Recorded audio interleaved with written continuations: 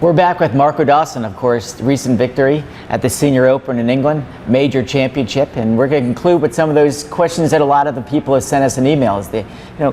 What are you doing when you're, again, not at these tournaments to prepare first for those tournaments? For example, where do you play when you live in Merritt Island? Where do you play and where do you practice getting ready for those tournaments? Well, I go out to Suntree, and they have 36 holes. Two different golf courses. One is an old style where it literally the first 9 goes out and then the next 9 comes in. So the 9th hole is in nowhere near the clubhouse. The other course is more of traditional, like we have in the States, in that the 9th hole comes by the clubhouse. 1 and 10 are by the clubhouse, and 9 and 18 are by the clubhouse. And we talked earlier about your family life, trying to strike that balance. How many days do you practice and how many days do you take off to rest your back and enjoy that family time? I probably go out and play 2 or 3 times a week when I'm home, and I don't practice near as much as I used to, just because of the wear and tear. So I'm not going to change, at my age, I'm not going to change anything. I'm not going to make any major improvements.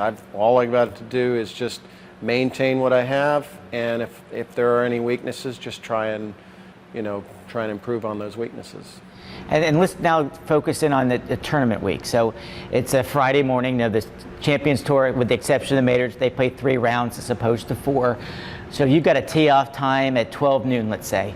What time are you getting to the course? What are you doing in preparation, whether it be on the range or stretching? What's your typical routine to try to get ready? Nowadays, a lot of times I'll stretch in the shower, believe it or not, because of the hot water and everything seems to move a lot better. Then we do have fitness trailers on the tour, so I might go in there for a few minutes, do some more stretching. But I'll usually typically get to the golf course about an hour to maybe an hour and 10 minutes before the tee-off time. Have a little bite to eat, whether it's breakfast or lunch, and then maybe hit some balls for 20 minutes or so, and then maybe putt, but nothing very heavy. But it's more about course management and just mentally getting prepared. And they talk so much about the mental game in golf. Clearly, Tiger Woods and folks who've gone through these ups and downs. You talked about your own ups and downs. How do you stay focused out there? I mean, it's something you've learned just playing all these years. Did you read something? Is something that clicked in the last few years? What mentally keeps you focused? Because there's a lot of distractions on that course. Well, the difference between the regular tour and the Champions Tour, the regular tour is more cutthroat. You really are grinding out there. The Champions Tour is very competitive, but at the same time, it's not cutthroat. Everybody's rooting for the next player. They're not trying to beat you up. Everybody's out there to have a good time and play golf, play some great golf courses, but it's still very competitive at the same time. So, it's a nice blend of the PGA Tour and the Champions Tour, in that, you just feel like, this is a nice day to play, but I'm going to go out and try to beat up on the next guy. In a nice way. Yeah. And you've known these guys for almost 30 years, so you've got that camaraderie. I noticed when we were together in Chicago that everyone does get along. And I noticed some of the guys who were in your position from last year, you're trying to help mentor and help so that they can become full-time members of the Champions Tour. It's a pretty impressive sight to see.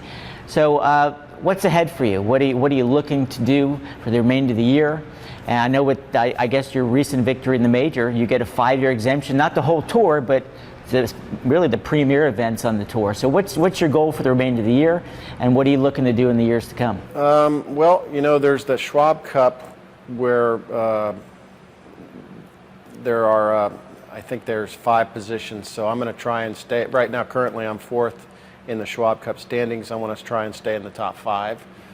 That's one goal, and then my other goal is to try and win at least one more time. I'd love to win one more time, make it 3 in a year. That would be great. Even though I've never won before on the regular tour, won twice this year. I'd like to win one more. I'd like to get that one in San Antonio that I missed out on last year. That'd be great. Well, and I know next year you're looking forward to playing not only the Senior British Open, but because of your victory, you're going to be playing at Troon in the British Open against Tiger and Jordan Spieth and Rory McIlroy.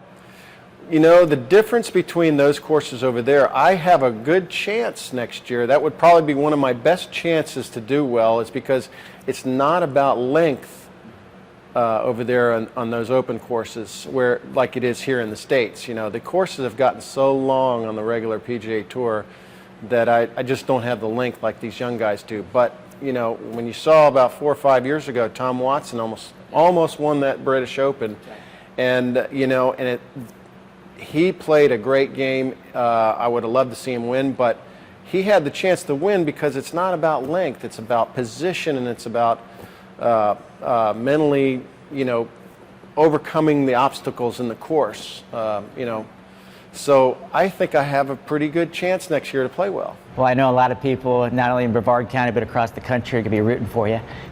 You know, we were talking about that preparation work, and you talked about the stretching and getting ready.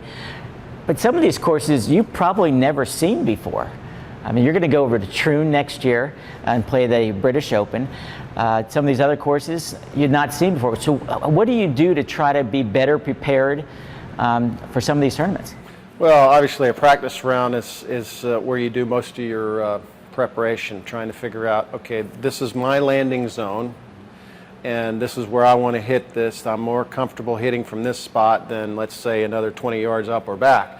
So I'm going to focus on this area, on this hole, and so you just kind of go through that with each hole. You know, where are the bad spots? Where do I not want to miss this shot? You know, if the pin's over on the left side of the green, the last thing I want to do is miss it to the left side of the green. You know, let's play it to the middle. There are some times when it's better to actually miss the green on that side than hit towards the middle of the green. You may have an impossible putt. So, you know, those are the things you figure out during a practice round. Most of the courses on the Champions Tour now I've played last year, so I kind of know what to expect. The only thing I do differently there is try and figure out the green speeds and you know, how firm the course is. You know, if you get to a course one year and it's really wet, the next year it may be really dry. So, you know, now you've got to alter what you hit off the tee, and so those minor adjustments you do in the practice rounds. Okay, but there also, so you don't have to do much studying, so to speak, on the way there. As long as you get that practice round in or two, you feel like you have a good taste for that golf course. Right, and you know, it doesn't matter how well you may know a course. If you're not hitting the ball well, it doesn't matter. That kind of helps. And the same is true is I could play a course blind. If I'm hitting the ball well, you know, unless there's a point where the fairway runs out or the green does something funny, if I'm hitting the ball well, I'm going to score well, you know.